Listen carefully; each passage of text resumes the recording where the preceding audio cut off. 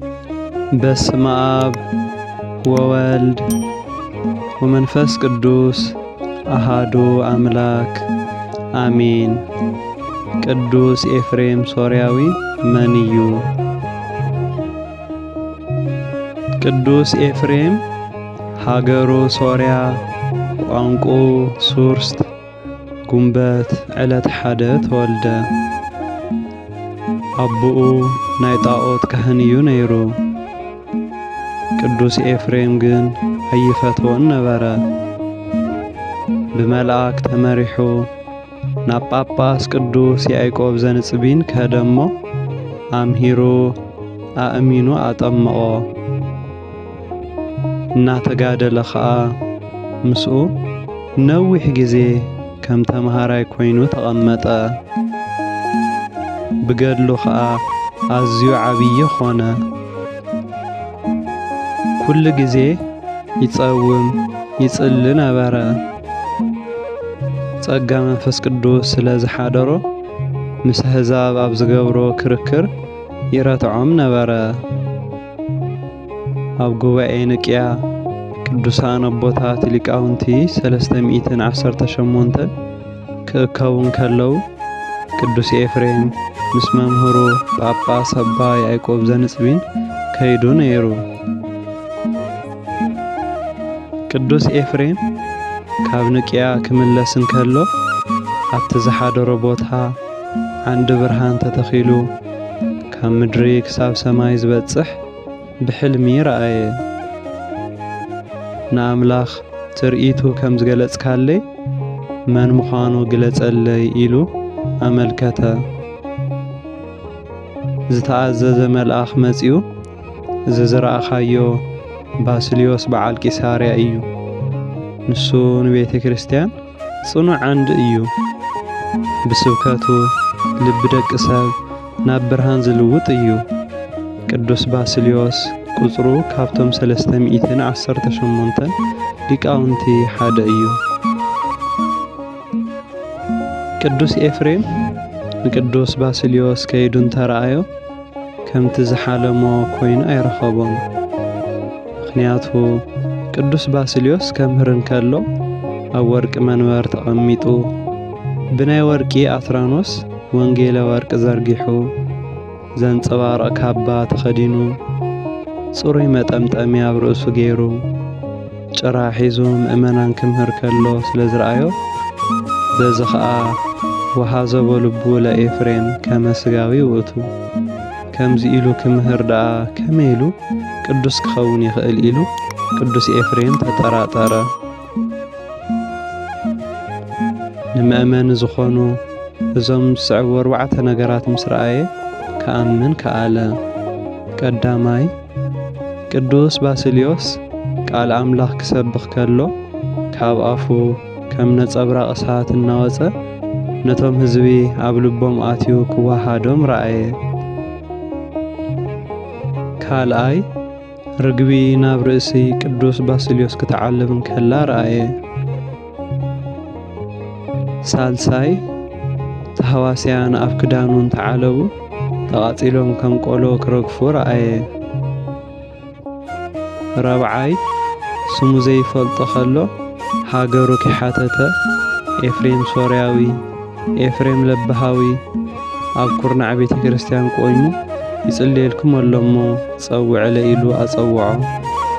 ቅዱስ ኤፍሬም ብኣቶርጋሚ ምዝራብ ስለ ዘይዕገቦ ኣቦይ ጸልሞ ናተይ ቋንቋ ንዓኻ ናትካ ቋንቋ ንዓይ ተገሊጹ ክንዘራረብ በሎ። ንሱ ጸለየ ከምቲ ዝደልዮ ኸዓ ኾነሉ። ሙሉእ ለይቲ ክዘራረቡ ሓደሩ። ቅዱስ ባስልዮስ ዝለበሶ ክቡር ልብሲ ስለ ክብረ ወንጌል እዩ እምበር ልብሱስ ወጮ እዩ ነይሩ። ከምዚ ሎሚ ካህናት ምእንቲ ክብረ ሥጋ ወደሙ ስለ ክብረ ወንጌል ክብሉ ወርቃዊ ኣክሊል ናይ ክብሪ ልብሲ ግርማ ለቢሶም እንርእዮም ማለት እዩ። ቅዱስ ኤፍሬም ኣብቲ ዝተዋሃቦ ሃገረ ስብከት ወንጌል እናምሃረ ክቕመጥ ከሎ ሓንቲ ካብ ኣዋልድ ነገሥታት ዝኾነት ሰበይቲ ኩሉ ዝፈጸመቶ ኃጢአት ኣብ ወረቐት እናጽሓፈት ተቐምጥ ነበረት። ንምንታይ እንተኢልና ንምዝራቡ የሕፍራ ስለ ዝነበረ ኣዝዩ ኸዓ ብዙሕ ስለ ዝነበረ ይብል። ካብ መዓልታት ሓደ መዓልቲ ዝጽሓፈቶ ኃጢአታ ጠቕሊላ ንቅዱስ ባስልዮስ ኣቦይ ኣብዚ ዘሎ ኩሉ ኃጢአትኪ ይደምሰሰልኪ በለኒ በለቶ።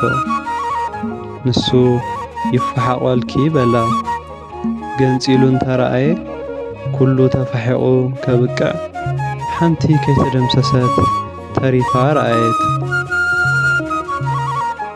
ንሱ እዚኣስ ንቅዱስ ኤፍሬም ሶርያዊ ደኣ እንተተኸኣለቶ ሕተትዮ እምበር ኣነ ሳይተኸኣለንን በላ። ዘይከኣሎ ኮይኑ ዘይኮነስ ቅዱሳን ልማዶም ናይ ባዕሎም ክብሪ ካብ ምግላጽ ናይ ብጻዮም ክብሪ ክገልጽ ስለ ዝፈተወ እዩ። ከምኡውን ነታ ተነሳሂት ሰበይቲ ላዕልን ታሕትን ብምባል እንተደኸመት ጻማ ክኾና እቲ ንሳ ትደኽሞ ኸዓ ኣብ ቀኖና ኣትዩ ንስሓ ስለ ዝቝጸረላ በዚ ናብ ቅዱስ ኤፍሬም ክትከይድ ነገራ። ናብ ቅዱስ ኤፍሬም ከይዳ ይፈሓቖልኪ በለኒ በለቶ። ንሱ ኸዓ ከምቲ ቅዱስ ባስልዮስ ዝበላ ናይ ትሕትና ቃል እዝስ ንቅዱስ ባስልዮስ ሊቀ ጳጳሳት ደኣ እንተተኸኣሎ እምበር ኣነስ ኣይከኣለንን ኣነስ ኣይከኣልኩም በላ። ዘይከኣሎ ኮይኑ ይኮነን። ከምቲ ኣቐዲሙ ዝተብሃለ ድማ ነታ ተነሳሂት ሰበይቲ ከም ቀኖና ተቖጺሩ ጻማ ድኻማ ንክርከብ ኃጢአታ ክሕደገላ ማለት እዩ። ኬድክ ግና ከምቲ ዝሓደግክዮ ብሕይወተ ሥጋ ዘይኮነስ ሞይቱ ክቐብርዎ ሬስኡ ተሸኪሞም ናብ መቓብር ክወስድዎ ክትረኽብዮ ኢኺ እሞ ከይተጠራጠርኪ ኣብታ ሬስኡ ኣቐምጥያ። ሽዑኡ ኃጢአትኪ ክሕደገልኪ እዩ ኢሉ ኣእሚኑ ኣፋነዋ።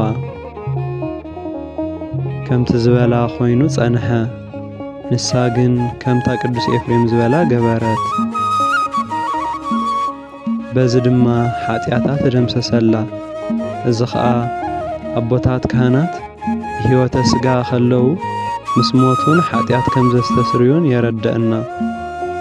ቅዱስ ኤፍሬም ምጽዋት ክምጽውት ከሎ ብስምን በይትና ቅድስቲ ድንግል ማርያም እዩ ዝምጽውት። ምስጋናኣ ከም ሕፃ በዚሑለይ ከም ከዋኽብቲ ሰማይ እንተዝርኢ ከም ምግብም ተመገብክዎ ከም ልብስም ተኸደንክዎ እናበለ ይምነ ነበረ። ልዑል እግዚአብሔር ልመንኡ ሰሚዑ ገለጸሉ። በዚ ድማ 1000 ዝኣክል ቁጽር ድርሳናት ኣሃ ዝግዚኦ መዋግደ ጸጋከ ክሳብ ዝብል ኮነ። ዝጽልዮ ጸሎት ጸሎተ እግዝእትነ ማርያም ብዕድመ ልክዕ 64 ጊዜ ይጽሊ ነበረ። ውዳሴ ማርያም ዝደረሰ ቅዱስ ኤፍሬም እዩ። ክደርስ ከሎ 12 መላእኽቲ ይኸብዎ ነበሩ። 12,000 ድርሳናት ከዓ ደረሰ።